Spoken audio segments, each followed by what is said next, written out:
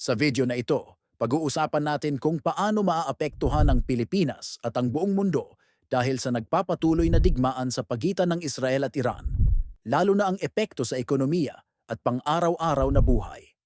Ang digmaan sa gitnang silangan ay hindi lang laban ng dalawang bansa, may malawak na epekto ito sa buong mundo. Dahil sa tensyon, nasa panganib ang mga mahahalagang ruta ng langis tulad ng Strait of Hormuz, kung saan dumadaan ang halos 20% ng global na supply ng langis.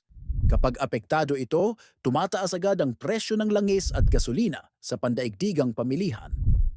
Kapag tumaas ang presyo ng langis, mabilis ding tumataas ang gastos sa transportasyon, kuryente at pagkain. Ibig sabihin, mas mahal ang pamasahe, bilihin at kuryente, lalo na sa mga bansang umaangkat ng langis tulad ng Pilipinas.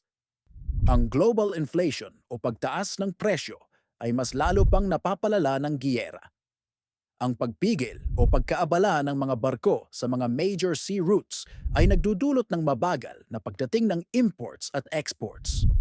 Ito ay nagpapabagal ng negosyo at pwedeng magdulot ng kakulangan sa ilang produkto sa mga pamilihan. Maraming Pilipino ang nagtatrabaho sa gitnang silangan. Sa panahon ng digmaan, maaring maapektuhan ang trabaho, biyahe at remittances dahil sa flight cancellations, evacuations o kawalan ng trabaho.